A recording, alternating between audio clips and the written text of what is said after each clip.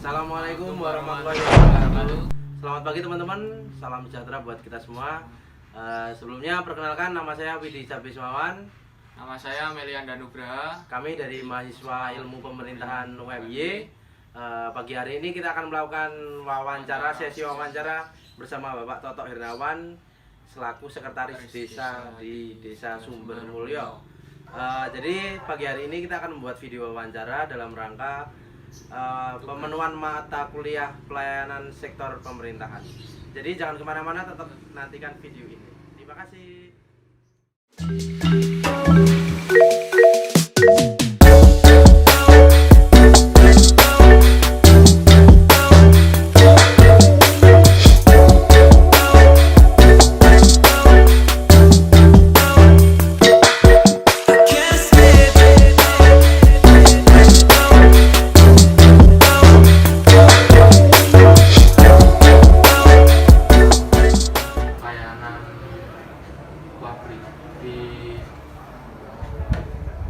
Kelurahan Sumbermulyo, Bambang-Liburan, Bantul. Perkenalkan, nama saya Melian Danugraha dan teman. Saya Widi Cabiswawan. Dan pertanyaan yang pertama, apa dampak positif dan negatif terkait pelayanan publik di masa pandemi COVID-19? Jadi gini, selama masa pandemi COVID sejak 2020 tepatnya di bulan Maret, memang kebijakan terkait pelayanan di Kelurahan Sumbermulyo ini mengacu kepada standar pelayanan yang ada di Kabupaten Bantul dan peraturan di atasnya. Salah satunya adalah dampak positif pelayanan publik selama pandemi ini adalah yang semula masyarakat itu tidak mengenal yang namanya pelayanan online, mau tidak mau masyarakat sekarang harus siap dan mampu menguasai apa yang dimaksud dengan pelayanan publik secara online. Sebagai contoh, saat ini masyarakat untuk kepengurusan kependudukan, baik itu mulai dari akte lahir sampai pindah penduduk, itu dari Dinas Disdukcapil Kabupaten Bantul itu sudah menyiapkan aplikasi yang mana aplikasi itu dibuat oleh Disdukcapil Kabupaten Bantul dan bernama Smart On, sehingga semua layanan publik terkait dengan kependudukan itu nanti diarahkan masuk dalam satu aplikasi tersebut yang bisa diakses melalui HP Android dan melalui Play Store.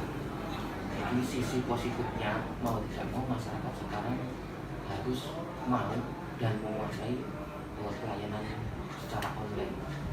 Dan di tingkat kelurahan pun, apabila nanti masyarakat itu tidak bisa datang ke kantor kelurahan karena diakibatkan takut tertular atau terjangkit virus corona COVID-19, maka nanti Kelurahan Sumbermulyo sudah menyiapkan layanan online berupa WA. WA ini nanti cukup menyebutkan nama NIK, kemudian nanti maksud keperluan, kemudian nanti dari petugas kelurahan itu akan menyiapkan keperluan masyarakat tersebut. Kemudian nanti apabila layanan itu sudah siap, nanti masyarakat cukup mengambil di tempat yang sudah siap, datang tinggal mengambil. Itu akan menghemat atau menghambat penularan COVID-19 karena memang untuk layanan tatap muka selama ini masih dibatasi. Kemudian yang kedua, untuk dampak negatif, memang untuk masyarakat terutama yang lanjut usia ini memang harus dibantu, baik itu anaknya yang mengikuti layanan online atau saudaranya yang bisa mengakses layanan tersebut. Kemudian juga ada dampak negatif juga untuk layanan online ini. Salah satunya kita tidak bisa bertatap muka dengan masyarakat kita. Kita tidak tahu yang kita layani itu siapa, apakah betul warga Sumbermulyo atau mungkin justru itu warga pendatang. Sehingga terkadang di wilayah itu kita tidak bisa mengidentifikasi baik itu masyarakat yang datang ke Sumbermulyo maupun itu penduduk asli di Desa Sumbermulyo. Mungkin seperti itu. Kemudian dengan pelayanan online itu kendala mungkin dari masyarakat ataupun pihak pemerintah desa sendiri apa Pak dengan pelayanan online selama COVID ini? Jadi kendalanya untuk akhir-akhir ini karena memang saking banyaknya yang masuk ke akses online itu, sehingga kadang server itu down. Ya bahkan smart on untuk mulai tanggal atau bulan ini itu sementara dihentikan akses smart on itu karena server sedang low. Kemudian permintaan pergantian KTP baik itu yang masuk keluar itu sangat tinggi sekali. Sementara layanan smart on ini kita masih susah seperti itu. Kemudian menyikapi COVID Pak, selama 1 tahun terakhir ini kan di Desa Sumbermulyo pasti juga menjadi salah satu desa terdampak COVID-19. Sikap ataupun kebijakan yang diambil selama COVID ini di Desa Sumbermulyo bagaimana Pak untuk mengatasi laju penyebaran COVID-19 di Desa Sumbermulyo? Terkait kebijakan dan langkah-langkah antisipatif untuk menangani COVID-19 di Kelurahan Sumbermulyo, ada beberapa skenario yang kita ambil. Itu kita mulai dari semenjak COVID itu ada di Indonesia, yaitu tepatnya Maret 2020. Yang pertama, ketika COVID itu sudah dinyatakan sebagai wabah atau pandemi nasional, kita langsung membuat yang namanya Satgas Kelurahan, di mana Satgas Kelurahan ini nanti yang bertugas untuk salah satunya adalah mengkampanyekan atau mengedukasi masyarakat terkait penularan, kemudian pencegahan terkait COVID itu sendiri. Itu yang pertama. Kemudian yang kedua, desa kemudian membuat suatu regulasi atau aturan terkait pendanaan yang disebut sebagai peraturan lurah terkait pendanaan penanganan COVID ini yang bersumber dari dana desa, sehingga anggaran dana desa yang kalau tahun sebelumnya kita fokuskan pada pembangunan fisik dan pemberdayaan, mulai tahun 2020 itu juga kita alokasikan untuk penanganan COVID-19. Kemudian yang ketiga, desa juga membangun shelter, baik itu shelter di tingkat padukuhan maupun shelter di tingkat desa, di mana shelter padukuhan ini nanti akan menampung warga atau masyarakat yang ada di padukuhan tersebut. Kemudian shelter desa sekarang yang berada di SD Kaligundang itu untuk menampung warga yang sudah positif dan itu cenderung ke OTG, orang tanpa gejala.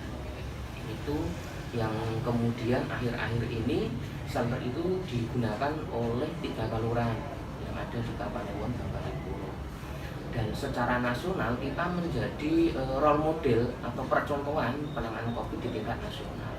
Bahkan kemarin kita juga mendapat kunjungan dari Pak Menteri Desa, kemudian dapat kunjungan dari Pak Menkes, kemudian dari pejabat di tingkat kementerian, bagaimana kemudian cara Sumbermulyo ini bisa diduplikasi atau dicontoh oleh desa-desa lain dalam menangani COVID-19.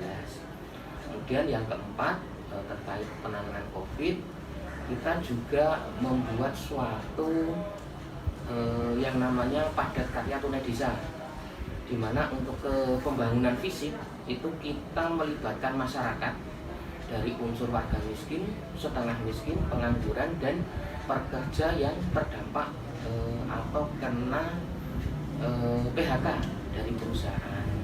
Itu dengan alokasi minimal untuk upah pekerja dari alokasi anggaran itu sebesar 30%. Jadi kalau kegiatan pembangunan itu nilainya 100 juta, itu 30%-nya wajib dialokasikan untuk upah pekerja. Itu yang disebut sebagai padat karya tunai desa. Kemudian yang kelima, kita juga membangun sebuah jejaring channeling dari berbagai pihak, dari pihak ketiga, baik dari kampus, baik dari lembaga-lembaga, baik dari dewan juga. Kemudian kemarin kita juga memberikan sembako.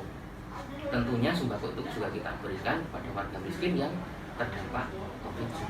Jadi itu beberapa langkah kami dalam mengatasi pandemi COVID-19 yang ada di Kelurahan Sumbermulyo. Luar biasa Pak, Desa Sumbermulyo bisa menjadi desa percontohan di tingkat nasional dalam rangka penanganan COVID-19. Kemudian menyikapi berbagai isu atau anggapan masyarakat bahwasanya selama COVID ini pelayanan publik dan proses perjalanan pemerintahan itu dirasa menurun. Bagaimana Bapak selaku pejabat pemerintah desa menyikapi hal-hal tersebut? Jadi untuk pemerintah Kelurahan Sumbermulyo ketika selama pandemi COVID itu kita memang salah satu cara agar pelayanan tetap maksimal, tetap prima, kita yang menjadi andalan itu dan layanan online. Kemudian di tingkat padukuhan itu pun sudah kita lakukan pelayanan terutama dari tingkat RT dan padukuhan, di mana ketika ada suatu kebijakan baru terkait layanan itu kita langsung instruksikan, kita langsung informasikan kepada padukuh agar diteruskan sampai ke tingkat masyarakat, sehingga ketika masyarakat itu membutuhkan informasi atau membutuhkan layanan yang cepat, itu semua informasi itu langsung bisa diakses oleh warga. Karena secara otomatis selama pandemi ini kebijakan itu berjalan dinamis. Hari ini ada kebijakan, besok ada kebijakan baru lagi. Sehingga mau tidak mau semua informasi itu harus kita informasikan secepatnya kepada masyarakat. Sehingga anggapan masyarakat bahwa pelayanan publik itu kurang maksimal itu bisa diatasi. Ada sebagai contoh kemarin ada layanan akte kematian. Akte kematian itu untuk saat ini kita layani one day one service. Jadi ketika ada yang meninggal pada hari ini, otomatis akte kematian juga selesai hari ini. Nah itu berkat kerjasama dari tingkat bawah, yaitu dari perdukuhan, kemudian dari kelurahan, kemudian dari distrik Campil. Itu informasi-informasi yang akan terus kita update agar masyarakat memahami prosedur pelayanan selama masa pandemi COVID ini, sehingga anggapan terkait bahwa pelayanan itu kurang cepat, kurang maksimal itu bisa diatasi. Seperti itu. Ya udah, terima kasih atas wawancara Bapak. Kemudian ya teman-teman bisa kita saksikan bahwasanya akselerasi dari Desa Sumbermulyo bagaimana mengatasi COVID-19, menghambat, mencegah, mengedukasi masyarakat sampai dengan upaya untuk membatasi tatap muka dalam rangka pelayanan publik sebagai bentuk upaya dari pemerintah desa untuk menjaga masyarakat, itu sangat luar biasa sampai dengan menjadi percontohan di nasional. Terima kasih Bapak atas waktunya. Banyak salah dari kami berdua dalam rangka wawancara pada pagi hari ini.